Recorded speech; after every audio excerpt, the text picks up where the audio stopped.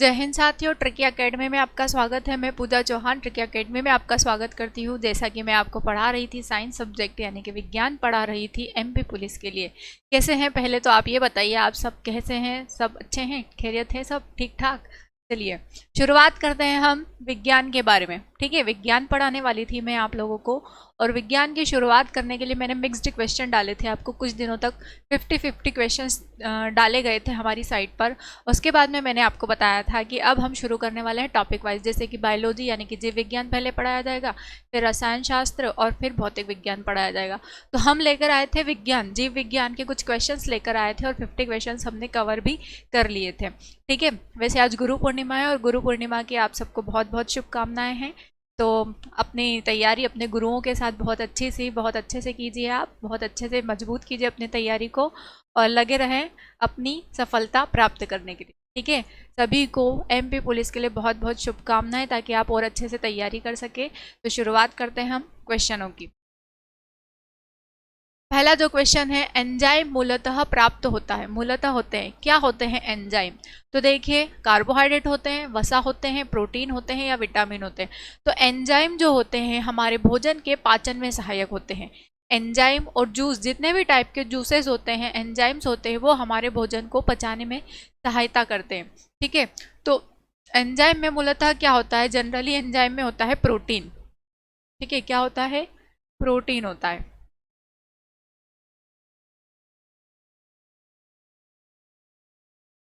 क्या होता है? जनरली प्रोटीन होता है। प्रोटीन में ज़्यादा पाए जाते हैं एंजाइम।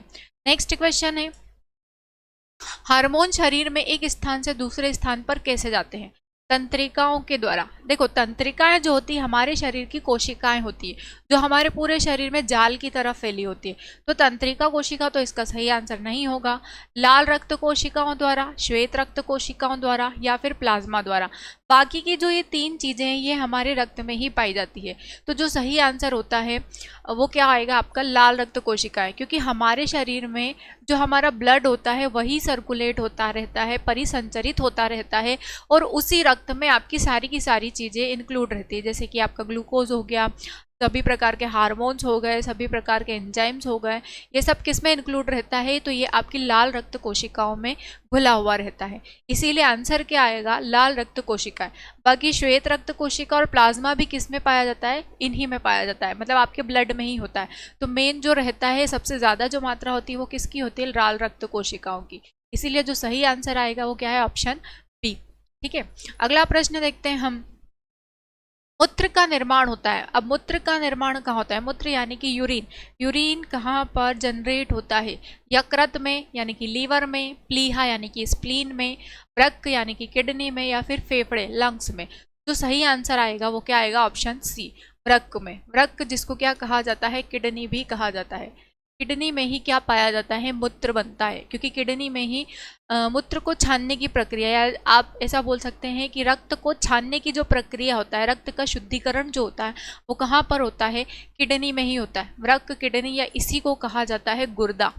ठीक है, इसी को क्या कहा जाता है? गुर्दा। तो इसी में क्या होता है?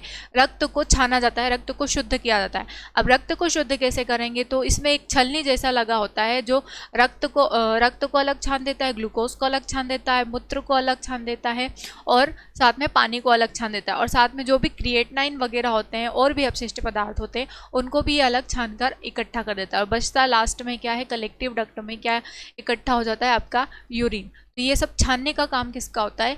वृक्क यानी कि किडनी का। और किडनी भी में भी कौन सी इकाई होती है? किडनी की कोशिकाओं को कहा जाता है नेफ्रॉन, और यही नेफ्रॉन छानने का कार्य करती है। ठीक है, आपसे पूछ सकते हैं एग्जाम में कि किडनी यानी कि वृक्क या गुर्दे की सबसे छोटी इकाई या मूलभूत इकाई किसको कहा जाता है? तो किसको कहा जाता है? नेफ्रॉन को कहा जाता है। ठीक है, और यही छानने का कार्य करती है। नेक्स्ट क्वेश्चन है, लाल रुधिर कणिकाएं हैं। अब लाल रुधिर कणिकाएं आकार में अनियमित होती है। क्या आरबीसी का आकार कोई आकार नहीं होता है क्या? गलत। शरीर को संक्रमण के विरुद्ध सुरक्षा प्रदान करती है। गलत, ये डब्ल्यूबीसी का काम है। संख्या में बहुत कम होती है, ये भी गलत। तो क्या होती है ये? वृत्ताकार, यानी कि वृत्त के आकार की होती है आरबीसी। ऐसे गोल टेबलेट जैसी होती है क्या आपकी आरबीसी? इस तरीके से होती है आरबीसी। और ये मात्रा में ज़्यादा होती है, मिलियंस में होती है। बाकी जो WBC है वो थाउजेंड्स में होती है, और जो प्लेटलेट्स होते हैं, बिंबाणु जिसको कहा जाता है, वो लाखों में होते हैं। अगला प्रश्न देखते हैं हम, निम्न में से कौन सा रोग विषाणु जनित नहीं है? मतलब कि जो विषाणु या वायरस से होने वाला रोग नहीं है। पोलियो, तो ये भी एक वायरस वाला रोग है। रेबीज, ये भी। चिकन पॉक्स, ये भी वायरस के थ्रू होता है। तो बचता क्या है? कोलेरा। कोलेरा जिसको कहा जाता है हैजा। हैजा जो होता है ये किसके द्वारा होता है? ये बैक्टीरिया के द्वारा होता है। बैक्टीरिया या जीवाणु के द्वारा होता है। बैक्टीरिया या जीवाणु के द्वारा होने वाला रोग है। ठीक है, तो आंसर क्या आएगा? कोलेरा। नेक्स्ट क्वेश्चन है, किस रोग की संभावना होने पर विडोल टेस्ट किया जाता है? विडोल जांच की जाती है। विडोल टेस्ट जो होता है वो टाइफाइड के लिए किया जाता है। ठीक है, सही आंसर क्या आएगा? टाइफाइड। टाइफाइड को मैंने आपको पहले भी बताया था कि इसे मियादी बुखार कहा जाता है। टाइफाइड, मियादी बुखार, या इसको कहा जाता है मोतीझरा। मोतीझरा वो किसको कहा जाता है? टाइफाइड को किया जाता है। और इसकी पहचान करने के लिए, यानी कि इसके कुछ लक्षण होते हैं, अगर आप में वो लक्षण है तो अच्छा रहेगा कि आप विडोल टेस्ट करवाएं। उससे पता चल जाता है कि आपको असल में टाइफाइड है या नहीं है। इसमें सर दर्द लगातार बना रहता है, घबराहट सी होती रहती है, बेचैनी सी होती रहती है, बुखार हमेशा बना रहता है, और साथ में शरीर में दर्द भी रहता है। तो ये इसके लक्षण होते हैं। अगला प्रश्न है, रक्त का थक्का बनने में फाइब्रिनोजन को फाइब्रिन में परिवर्तित करने में भाग लेने वाला एंजाइम, जो फाइब्रिनोजन प्रोटीन होता है उसको फाइब्रिन प्रोटीन में बदलने का काम क्या होता है? ये दोनों जो होते हैं ये प्रोटीन होते हैं। फाइब्रिनोजिन भी प्रोटीन होता है और फाइब्रिन भी। तो इसको परिवर्तित करने वाला कौन जो होता है? वो होता है थ्रोम्बिन। ठीक है, थ्रोम्बिन होता है। तो ये इसको परिवर्तित कर देता है, जिसके कारण रक्त का थक्का बन जाता है। अगला प्रश्न है, दूध से दही बनाने में कौन सा बैक्टीरिया सहायक होता है? अब दूध तो मीठा होता है, हल्का सा मीठा, लैक्टोज शर्करा पाई जाती है, लेकिन दही जो होता है वो खट्टा होता है। वो किसके कारण होता है? तो वो लैक्टोबैसिलस बैक्टीरिया के कारण होता है। अगर आप कटोरी में दही जमा रहे हो तो एक कटोरी दूध ले लिया आपने, और उसमें बिल्कुल थोड़ी सी मात्रा भी अगर आपने दही की डाल दी तो वो पूरा जम जाता है। ठीक है, तो वो बैक्टीरिया होता है उसके अंदर, दही के अंदर, कौन सा? लैक्टोबैसिलस, जो उसको दही में कन्वर्ट कर देता है, दूध को। अगला प्रश्न है, निम्न में से कौन सा जोड़ा गलत है? अब आपको इसमें बताना है कि कोई मतलब यहाँ पर बीमारियों के नाम दे रखे हैं और बीमारियों के साथ में उनकी कारण भी, कि किस जानवर के काटने से वो बीमारियां होती है। तो पोलियो जो होता है वो बंदर के कारण होता है क्या? अगला है प्लेग। क्या है अगला? प्लेग।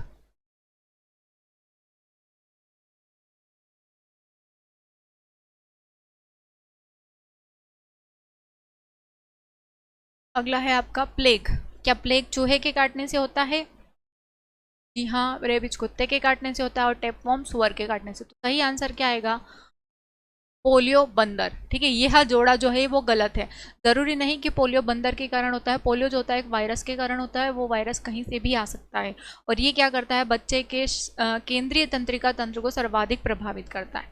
ठीक है, अगला प्रश्न देखते हैं हम, कितने तापमान पर किण्वन निष्क्रिय हो जाते हैं? निष्क्रिय मतलब कोई क्रिया नहीं कर पाते हैं। जो किण्वन के एंजाइम होते हैं वो किस टेम्परेचर पर निष्क्रिय हो जाते हैं? तो सही आंसर है वो क्या आएगा? ऑप्शन डी, 45 डिग्री सेल्सियस और उससे ज़्यादा पर ये नष्ट हो जाते हैं। ठीक है, खत्म हो जाएंगे। अगला प्रश्न है, एपीकल्चर एक वैज्ञानिक विधि है जो उत्पादन से संबंधित है। एपीकल्चर में किसका उत्पादन होता है?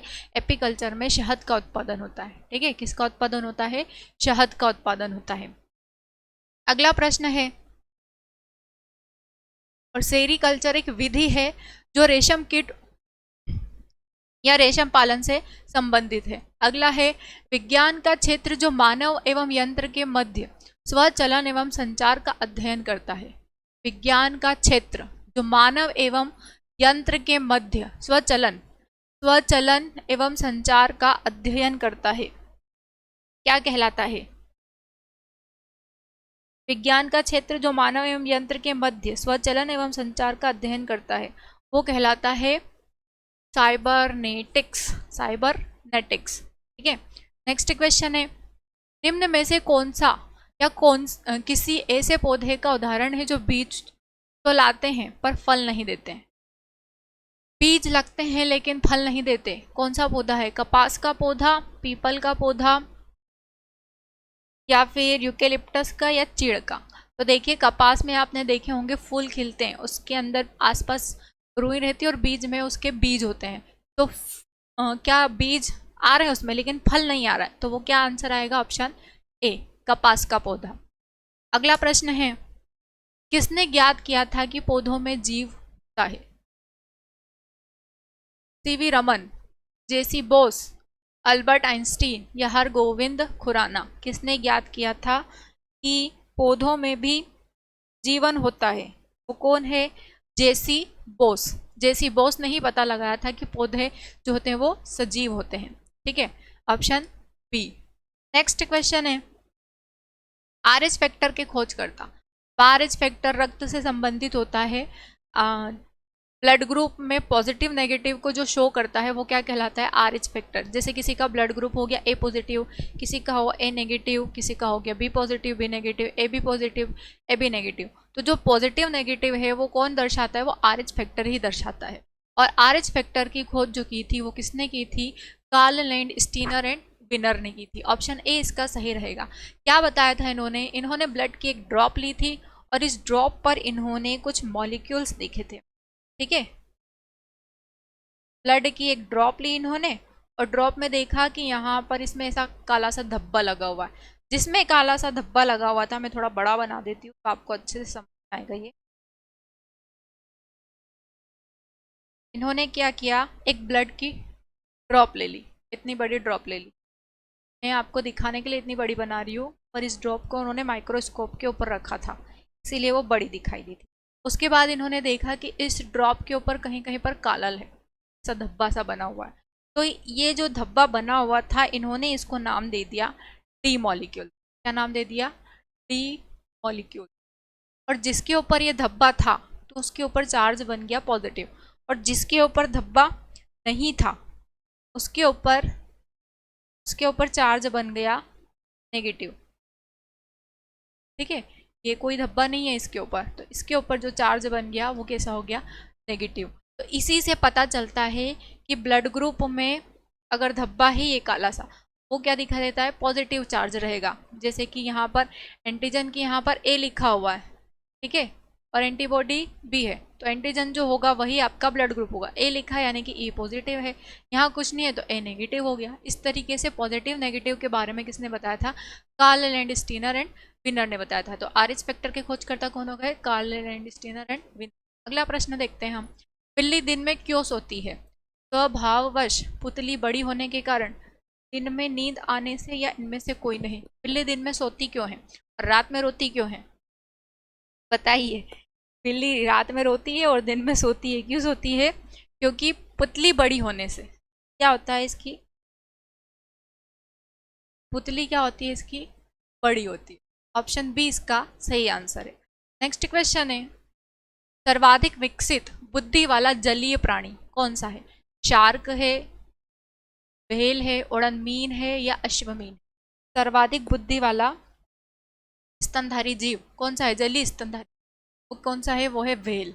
ठीक है, व्हेल मछली ये स्तनधारी होती है। अगला प्रश्न है, अश्रु का स्त्रावण, अश्रु का स्त्रावण, अश्रु का स्त्रावण कहाँ से होता है? तो ये जो होता है लार ग्रंथियों से। लार ग्रंथियां हमारे मुंह में पाई जाती है। लैक्राइमल ग्लैंड ये हमारी आंखों में पाई जाती है। अग्नाशय हमारे स्टमक के नीचे पाया जाने वाला एक अंग है। और श्लेष्मा ग्रंथियां जो होती है ये हमारी पसीने वाली ग्रंथियां होती है। तो सही आंसर क्या आएगा? आंखों में पाई जाने वाली ग्रंथि से, यानी कि लैक्राइमल ग्लैंड से। नेक्स्ट क्वेश्चन है, किसकी त्वचा में भूरी वसा पाई जाती है? वयस्क मानव में, वृद्ध मानव में, शिशु मानव में, या घोड़े में? भूरी वसा, भूरी वसा जो होती है ये वृद्ध मानव में पाई जाती है। ठीक है, किसकी पाई जाती है? वृद्धों में त्वचा भूरी, भूरी वसा पाई जाती है वृद्ध मानव में। नेक्स्ट क्वेश्चन है, निम्न में से कौन सा पौधा मांसाहारी होता है? मांसाहारी पौधा, कलश पौधा, घटपर्णी, नागफनी, या फीता? फीता पौधा तो नहीं होगा, नागफनी भी नहीं होगा, कलश पौधा भी नहीं होगा। तो सही आंसर क्या आएगा इसमें? सही आंसर आएगा ये पिछले क्वेश्चन में कुछ मिस्टेक हो गई है। पिछला क्वेश्चन क्या आएगा, शिशु मानव में वृद्धि वसा होती है। हाँ, इसका सही आंसर ही आएगा, ऑप्शन बी नहीं आएगा इसका सही आंसर। सही आंसर आएगा इसका ऑप्शन सी। ठीक है, ऑप्शन सी इसका सही आंसर आएगा। शिशु मानव में मिस्टेक हो गई थी, शिशु मानव में। ठीक है, अगला प्रश्न है, जो बच्चा बच्चा होता है ना छोटा, उसमें होता है ऐसा। मांसाहारी पौधा जो होता है वो होता है घट्टपर्णी। घट्टपर्णी, इसके ऊपर जो भी कीट वगैरह जाते हैं तो इसके अंदर ही रह जाते हैं, इसीलिए इसको कहा जाता है मांसाहारी, कीटों को खा जाता है। अगला प्रश्न देखते हैं हम, निद्रा रोग ट्रिप्नोसोमेना के कारण उत्पन्न होता है, इसका वाहक है। निद्रा रोग या सोने की बीमारी जो होती है, ये प्रोटोजोआ से होने वाली बीमारी होती है। ठीक है, प्रोटोजोआ से होने वाली बीमारी होती है ट्रिप्नोसोमेना, और इसका जो वाहक होता है वो होता है सीसी फ्लाई, यानी कि सीसी मक्खी। इसमें क्या होता है, इसमें व्यक्ति जो होता है वो लगातार सोता ही रहता है और उसका व्यवहार बदल जाता है, उसकी याददाश्त चली जाती है, उसको बुखार बना रहता है, सिर में दर्द होता है, मस्तिष्क में सूजन आ जाता है, ये इसके लक्षण होते हैं। अगला प्रश्न देखते हैं हम, मानव है, मानव क्या है, यूरियोटेलिक, यूरिकोटेलिक, मोनोटेलिक या वसाटेलिक। तो देखिए यहाँ पर उत्सर्जन के आधार पर मानव का वर्गीकरण किया गया है। यूरियोटेलिक जो उत्सर्जन के रूप में यूरिया का स्त्रावण करते हैं, मतलब उत्सर्जन पदार्थ जिनमें यूरिया होता है उनको क्या कहा जाता है, जिसमें यूरिया उत्सर्जन पदार्थ हो उसको क्या कहा जाता है, यूरियाटेलिक। यूरिको जिसमें यूरिक अम्ल हो उत्सर्जन पदार्थ के रूप में, उसको कहा जाता है यूरिकोटेलिक। अमोनोटेलिक, देखिए यूरियोटेलिक जो आएगा इसमें स्तनधारी जीव, और हम क्या हैं, हम स्तनधारी जीव हैं, स्तनधारी जीव। यूरियोटेलिक जो करते हैं वो है पक्षी वर्ग, पक्षी वर्ग जो करते हैं वो यूरिकोटेलिक प्रकार का उत्सर्जन करते हैं। अमोनोटेलिक जो करते हैं वो जलीय जीव, सभी प्रकार के जलीय जीव अमोनोटेलिक प्रकार का उत्सर्जन करते हैं, मतलब मल के रूप में वो अमोनिया निकालते हैं। और वसाटेलिक तो कोई है ही नहीं। ठीक है, तो सही आंसर क्या आएगा, यूरियोटेलिक। अगला प्रश्न है, 3 से 4 साल के उम्र वाले बच्चों में दूध के दांत उपस्थित नहीं, कौन से दांत नहीं होते हैं वो, प्रीमोलर्स आएगा यहाँ पर, प्रोमोलर्स नहीं आएगा, प्रीमोलर्स, सीमोलर्स, मोलर्स या इंसीजर। तो 3 से 4 साल तक के बच्चे होते हैं उसमें जो होते हैं दूध के दांत उपस्थित नहीं होते, कौन से नहीं होते, उनमें मोलर्स नहीं होते। ठीक है, बाकी प्रीमोलर्स और इंसाइजर और केनाइन होते हैं उनमें।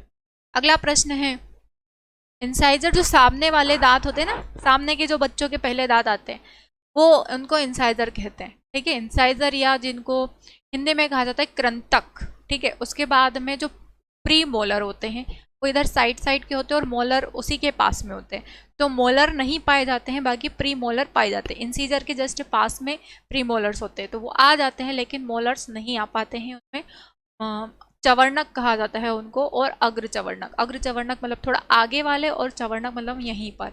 ठीक है, और जो रदनक होते हैं वो आंखों के जस्ट नीचे जो पाए जाते हैं उनको रदनक या कैनाइन कहा जाता है, वो भी आ जाते हैं। बाकी चवर्णक यानी कि चवर्णक जो डाढ़ें होती है, डाढ़ों के पास वाले दांत होते हैं वो नहीं आ पाते हैं।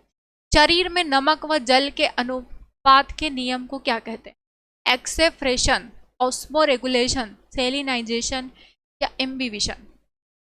क्या है क्वेश्चन, शरीर में नमक व जल के अनुपात के नियमन को क्या कहा जाता है, उसको कहा जाता है osmoregulation, option B, osmo regulation.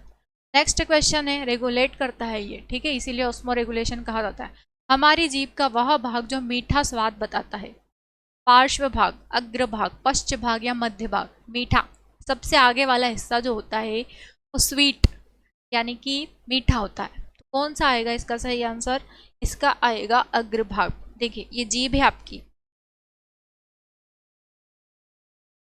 ये जीभ है आपकी, ठीक है, और इस जीभ में जो सबसे आगे वाला हिस्सा होता है यहाँ पर,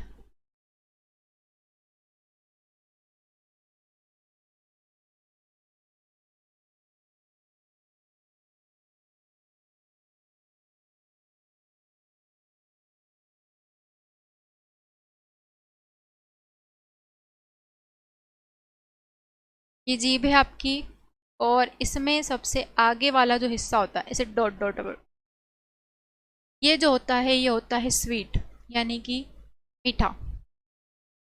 यहाँ साइड में होता है खट्टा, सेंटर में कोई स्वाद नहीं होता है, नो टेस्ट। इसके ऊपर भी एक टेस्ट होता है और यहाँ पर भी एक टेस्ट होता है। टेस्ट के नाम में लिख देती हूँ थोड़ा बड़े अक्षरों। देखिए यहाँ पर जो होगा वो होगा मीठा स्वाद, यहाँ पर खट्टा, यहाँ पर नमकीन, बीच में कोई स्वाद नहीं, और सबसे पीछे की तरफ होता है कड़वा, इसको कहा जाता है बिटर। और स्वाद का अनुभव कौन करवाता है?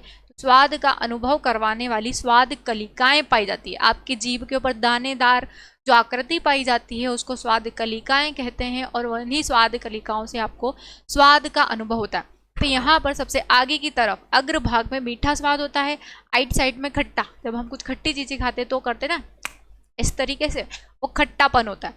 मीठे के थोड़े से पीछे नमकीन होता है और बीच में कोई स्वाद नहीं होता और पीछे की तरफ होता है कड़वा स्वाद। तो इसका सही आंसर क्या आएगा? मीठे का अग्रभाग, ऑप्शन बी इसका सही आंसर है।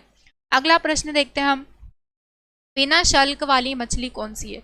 स्केल्स, बिना शल्क। शल्क पता है ना क्या होते हैं? ऐसे जिसको मछली साफ करते हैं तो वो ऊपर का जो परत होती है उसको शल्क कहा जाता है। तो बिना शल्क वाली मछली कौन सी होती है, पता है आपको? वो होती है कैटफिश, ऑप्शन बी। कैटफिश जो होती है बिना शल्क वाली होती है। नेक्स्ट क्वेश्चन है, किस देश के वैज्ञानिकों ने इंटरल्यूकिन 13 नामक ऐसे प्रोटीन की खोज की है जो कैंसर जनक ट्यूमर को नष्ट कर देता है? वो जो देश है सबसे ज़्यादा आगे बढ़ने वाला जो देश है वो कौन सा है, या तरक्की करने वाला जो देश है वो है अमेरिका। नई नई प्रकार की खोजें करने वाला देश है America, option C. Next question है, वायरस की एक विशेषता यह भी है कि यह केवल पोषी में तीव्र गति से वृद्धि करता है, पोषी के बाहर जीवित नहीं रह सकता, यह बैक्टीरिया से बड़ा होता है, उपर्युक्त सभी।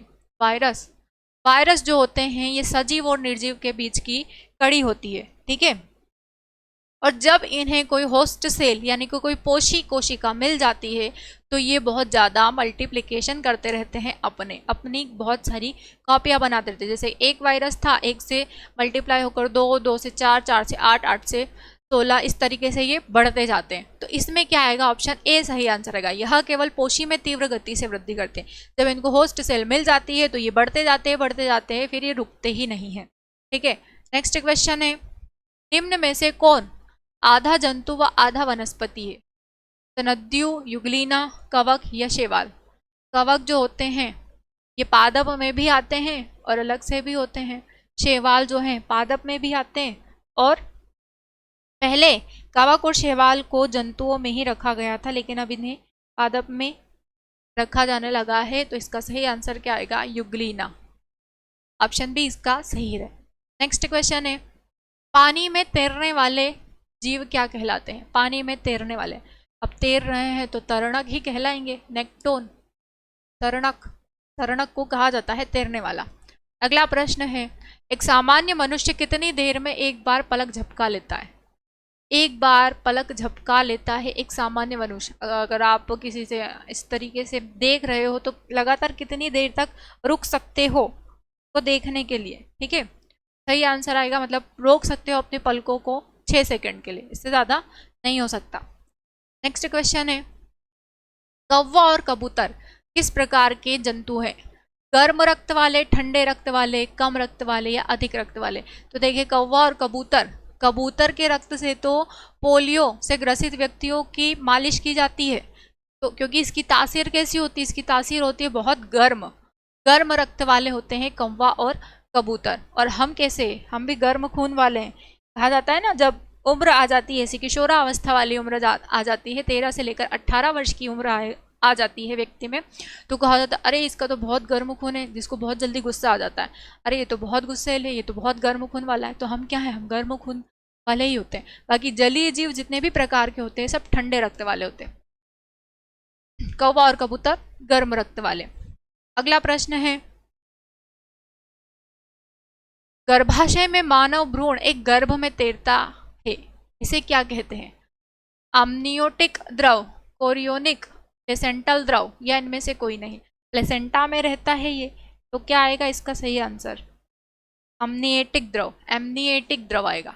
ठीक है, वो लेयर होती है प्लेसेंटा की, लेकिन द्रव जो होता है वो एमनिएटिक होता है। नेक्स्ट क्वेश्चन है, टिड्डे, टिड्डे अपने अंडे देते हैं, कहाँ पर देते हैं टिड्डे अपने अंडे? मिट्टी में देते हैं, मिट्टी में देते हैं। ये घास में नहीं देते, पानी में भी नहीं देते, और इसमें देते हैं। घास पर अगर देंगे तो कीटों के खाने के, मतलब कीट वगैरह जो भी है, छिपकली वगैरह जो घास में ज़्यादा पाई जाती है, तो ये उसके अंडे को नष्ट कर सकती है, पानी में बह जाएंगे, इसीलिए किस में देते हैं? ये मिट्टी में।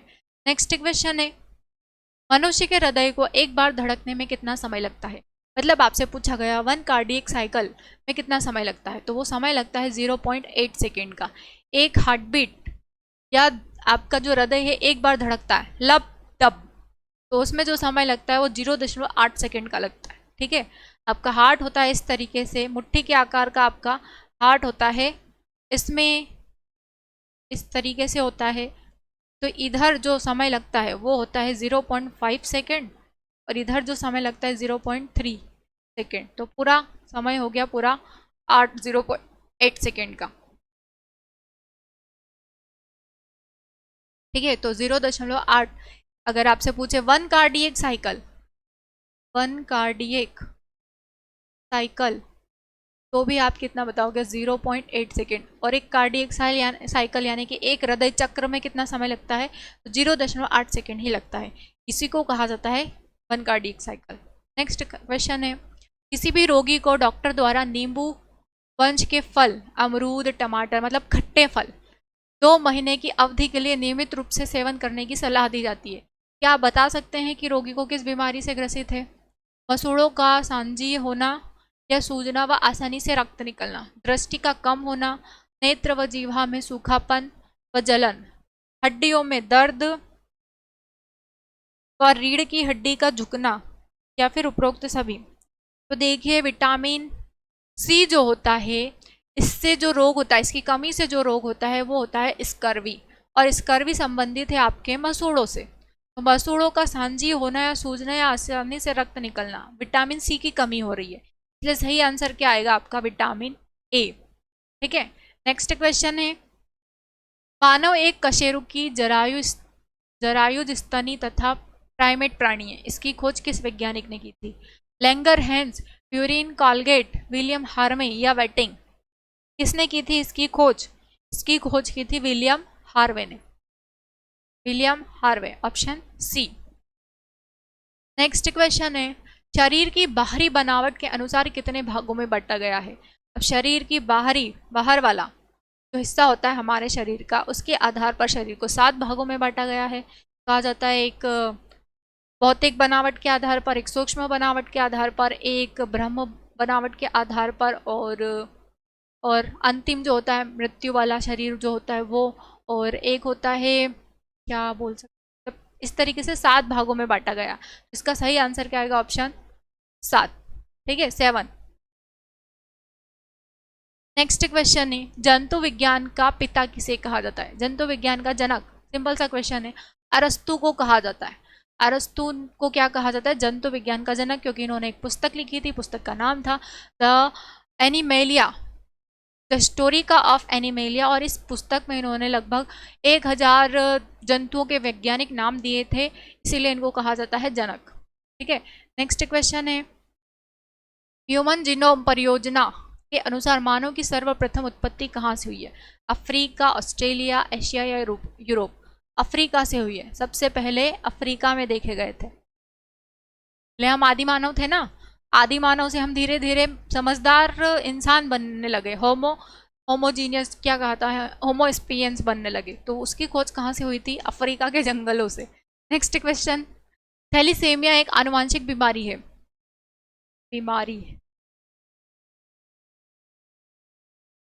थैलीसीमिया एक आनुवांशिक बीमारी है, यह किसको प्रभावित करती है?